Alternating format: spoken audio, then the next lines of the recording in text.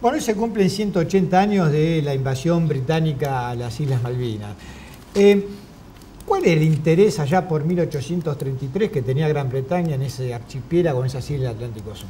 Claro, hagamos un breve recuento histórico un poquito antes. Tengamos presente que los ingleses ya estaban en plena expansión imperial desde hacía 70, 80 años, más intensamente que en épocas anteriores, debido a la primera revolución industrial. La necesidad de ubicar sus propios, no solo en sus colonias, sino prácticamente en el mundo. Como todos sabemos, en 1806 1807 se producen dos intentos de invasión que fracasan en la ciudad de Buenos Aires y en Montevideo. Pero lo que generalmente se ignora es que ellos dejaron una estación naval de combate en el Río de la Plata. Una estación naval que se prolongó en el tiempo hasta 1945, hasta finalizada la Segunda Guerra Mundial, y que su lugar en el mundo fue ocupado por los Estados Unidos. ¿Qué ocurre? En su expansión imperial... ¿Y dónde estaba esa delegación naval? Estaba en las afueras de la ciudad de Buenos Aires. Tengamos en cuenta que hay un pequeño detalle que hay que valorar. La banda occidental, o sea, Buenos Aires no tiene la suficiente profundidad, el suficiente calado para buques importantes, ya en esa época. Entonces ellos estaban estacionados, digamos, en las afueras de la ciudad de Buenos Aires, sobre el Río de la Plata. Pero ¿qué ocurre? Esas naves necesitan un punto de apoyo.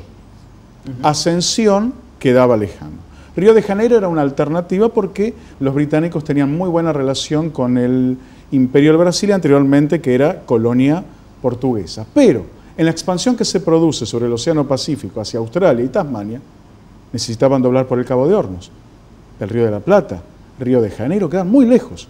Entonces se sugiere volver a ocupar Puerto Egmont, que estaba sobre lo que es la Malvina Occidental o Isla Gran Malvina.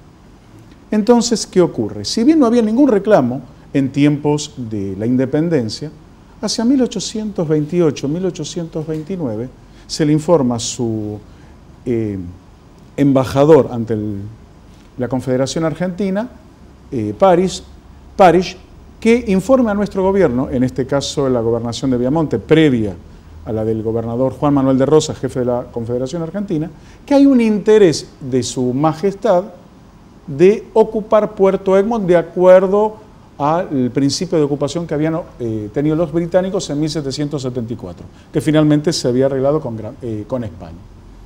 No se le dio mayor trascendencia. Sin embargo, ocurren dos sucesos graves.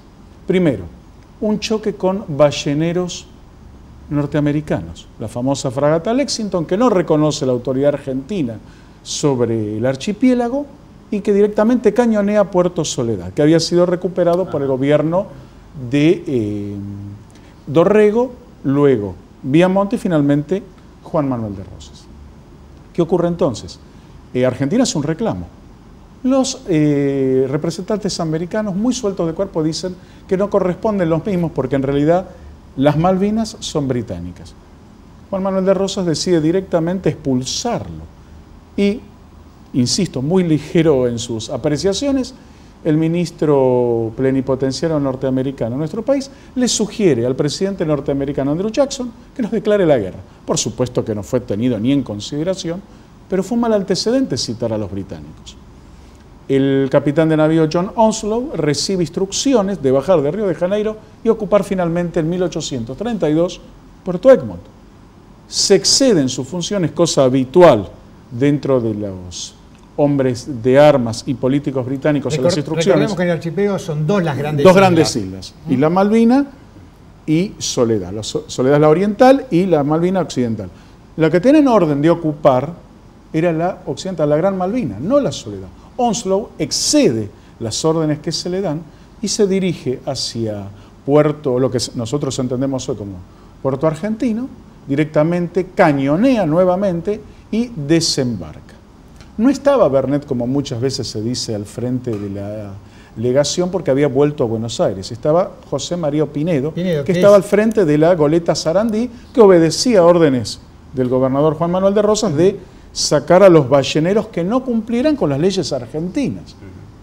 Y ahora, todas estas actividades de los británicos, desde un primer momento, fue respaldar cada actividad que desarrollaban, más allá de que se extendían a lo que le había propuesto el gobierno. Típico. Esto es típico de la política llamémosle colonial británica. Ajá. Si sus hombres obedecen sus instrucciones, pero luego se exceden Claro. en el cumplimiento de la misma, si se logra el objetivo, se lo da como hecho consumado y se apoya. ¿Y qué población había en las islas? Mínima. Había apenas unos centenares. Inclusive, cuando los norteamericanos con la fragata Lexington toman, cañonean y luego toman prisionero a los pocos habitantes, los envían a Montevideo. La isla había quedado prácticamente desierta. Se envía una colonia, entre comillas, penal, para que se regeneren a través del trabajo, ¿no? La cría de ganado ovino cimarrón, como era en ese entonces, y también la caza de focas y ballenas. Hay registros que se recupera plenamente la actividad económica para ese archipiélago y en pocos años faenan más de 5.000 ovinos, inclusive se trasladan cabezas de ganado para instalarse en el lugar, ganado cimarrón criollo, o sea que estaba en una pequeña, pero podía ser en corto tiempo una pujante factoría. Evidentemente los británicos tenían otras intenciones, como ya le dije, la cuestión era como un punto de apoyo tanto para el Océano Pacífico, Australia y Tasmania, pero también a sus comunicaciones con la India y en otra época de la historia, hacia fines del siglo XIX, como sabemos, la guerra anglo-bóer, ¿no? Quitarle la independencia. Que eso fue en Sudáfrica. En Sudáfrica, ¿no? Y hacerse cargo del Cabo el Cabo de Buena Esperanza. Perdón. ¿Y ahora cuáles fueron las reacciones del gobierno argentino desde esa época hasta la fecha? Los puntos más sobresalientes. Bueno, Juan Manuel de Rosas y luego Balcarce, tengamos en cuenta que el gobernador Juan Manuel de Rosas cumplió un periodo de 3 años, inició la famosa campaña, la primera campaña al desierto en 1833, y luego sucede Balcarce. Se toman enérgicas medidas, pero son todas de carácter, llamémosle, diplomático. Argentina no estaba en condiciones de responder militarmente, pero había otro detalle que hay que tener presente. Unos pocos años antes, el presidente Bernardino Rivadavia, el primer presidente constitucional de nuestro país, con otra constitución, no la de 1853, había solicitado un empréstito, el famoso empréstito Bering, por 1 millón de libras esterlinas, que en esa época era una fortuna. Como sabemos, no se destinó a sus ideas originales, sino para solventar la guerra del Brasil. Ni tampoco llegó ese millón. Casi 584.000 libras, o sea, fue el primer negocio. Y nada de metálico tampoco, todo en papeles. Todo en papel. Y todo, el primer negociado tal vez importante de la historia nacional. ¿Qué ocurre? Un deudor no podía pelearse con un acreedor. ¿Bajo qué circunstancias? Pero se le dan instrucciones a Manuel Moreno, hermano de Mariano Moreno, fallecido hace 20 años, a que proteste enérgicamente ante el Foreign Office. Por supuesto que las protestas no son respondidas bajo ninguna circunstancia. Años después, el gobernador, en su segundo y largo periodo, Juan Manuel de Rosas, hace una propuesta que en realidad era como una trampa. Propone a los ingleses que se queden con las islas, pero eliminar el empréstito Bering. ¿Por qué no aceptan los ingleses? Bueno, astutos como son, se dieron cuenta dónde estaba la trampa. Sería reconocer que fue una usurpación. No pueden aceptar cambiar una deuda por algo que para ellos, entre comillas, era legítimo. Sabían muy bien que no era legítimo, pero todos conocemos que el derecho de la fuerza a veces lamentablemente es superior a las propias leyes. Ahora, profesor, hoy en día uno de los elementos claves es el tema de la población que hay en las islas. ¿Cuándo comenzaron los llamados Kelper, a llegar a las Islas Malvinas? Las décadas subsiguientes, pero igual en muy, muy pequeña cantidad. Fíjese usted un detalle. Nunca superaron los 2.000 o 3.000 habitantes. En un territorio en el cual, en nuestro país, entre Capital y Gran Buenos Aires, vive 1/3 de nuestra población, más de 12 millones de personas. En el mismo territorio equivalente a Malvinas. No son más de 2 o 3.000 personas. Porque la idea era que fuera un enclave, si se quiere, sobre todo militar. Pero con poca gente ellos podían obtener un recurso económico importante, que iniciamos nosotros, la ganadería ovina. Ellos trajeron ovejas de superior calidad, pero ustedes saben que el ganado extensivo se cría con poca gente. Hoy tienen más de 600.000 ovejas que, como a lo largo de 180 años, un poco menos, han satisfecho las necesidades de lana del imperio y en su momento, y en la actualidad de Gran Bretaña. Luego la pesca, aunque fue relativo, pero sobre todo de una cuestión militar.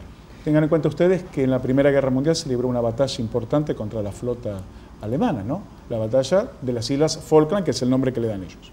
Ahora, otro punto crítico de la relación fue directamente un accionar armado en el 82. Claro, luego de tantos reclamos, lamentablemente se llegó a una cuestión militar. Dejando de lado lo que ya sabemos todos que fue el conflicto, hay que tener en cuenta un detalle. De acuerdo a ciertas pautas de derecho internacional, que no todas las naciones lo reconocen, pero que indudablemente Inglaterra a través de Naciones Unidas lo podría haber llegado a ejecutar, el 3 de enero de 1983, o sea, hoy, hace 30 años atrás, se cumplían 150 años de la ocupación británica. Ellos, de acuerdo a su punto de vista y del derecho internacional que ellos defienden, podrían haber reclamado soberanía definitiva y efectiva. Por lo tanto, era lógico que desde 1967 hasta el conflicto dieran alargas al tema. No les convenía ninguna solución, había que esperar a 1983. El conflicto bélico, con lo que significó, permitió que, al estar lamentablemente regada con sangre argentina, ellos ya no pudieran reclamar que la soberanía fuese definitivamente eso. Entonces abogan por esa vieja frase que utilizan: mientras sus habitantes deseen ser británicos, las islas permanecerán británicas. Habitantes que respetuosamente colocaron ellos. Y van a votar ahora en marzo. Van a votar un referéndum a ver si van a ser una especie de dominion autónomo o siguen siendo ciudadanos británicos. Aclaremos, son ciudadanos de primera clase desde el 14 de junio de 1982. Hasta ese momento no eran ciudadanos de primera, eran kelpers, es decir, ciudadanos de segunda categoría. Y Argentina sostiene que hay que respetar los intereses de los kelpers, pero no sus deseos. Siempre quedó en claro que Argentina no pensaba limitar los derechos ni las características propias de esta población. Pero queda claro que nosotros lo entendemos, ellos son británicos, no cabe ninguna duda. Nosotros reclamamos las islas.